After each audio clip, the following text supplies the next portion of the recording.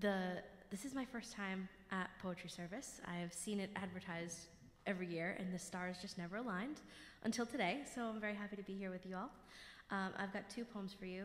I read first in this church last year, and I can't tell you how deeply healing the experience of this place is, as someone who was raised Catholic.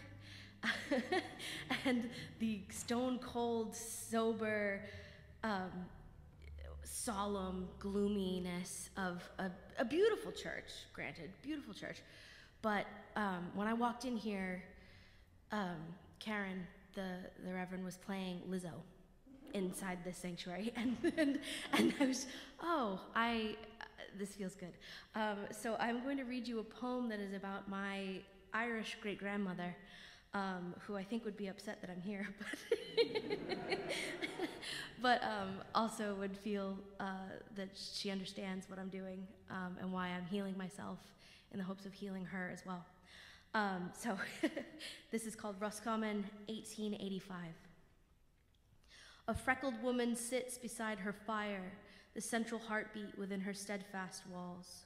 She tends to the flame by day, cooking and sewing and caring for small hands and hungry mouths. She banks the embers at night to steal a few hours of precious sleep. She keeps them alive through famine and unrest, through outright war, until they are grown and can drift across the sea, leaving her walls in the sweetest of shambles. She lights candles in her windows, says her lengthy prayers to St. Bridget. They'll find their way home eventually. Her children thrive, build homes and families of their own. They do not return. Some lie in the pallid earth of distant lands. Some visit, but will not call it home. They keep her traditions, the candles, the language, the food, but they forget to pass them on, raise their children across the sea with promises of more than their first home could keep. Another freckled woman sits beside her fire, a grateful wretch trying to reconnect. She lights the kindling, watches the brilliant dance of amber gold and indigo. She lights the candles, recites her exuberant prayers to the goddess Bridget.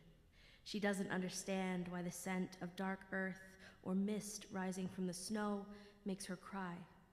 A gentle reminder, those echoes, assurances of the skittishness of fate.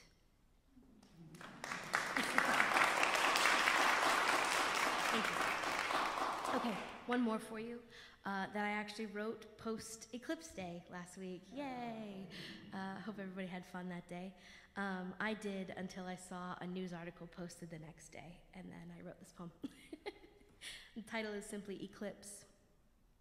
At moments like this, I can make room for the idea of intelligent design, because it seems obvious this was imagined for us.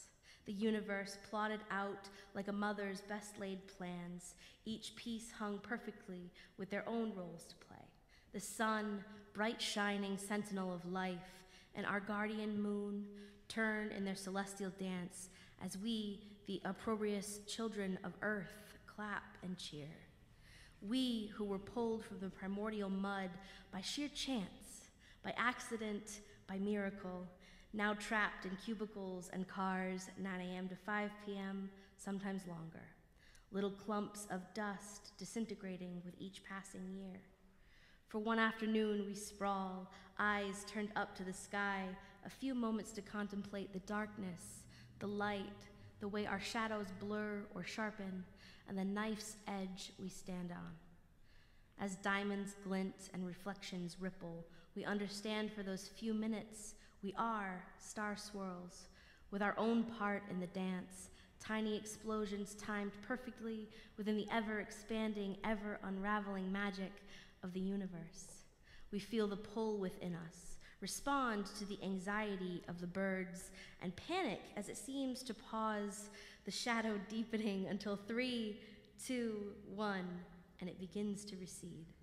We turn our shades down, our shadows become familiar again, and we've costed the economy, some made-up nonsense word, $700 million, a made-up nonsense thing, before we return to the dust.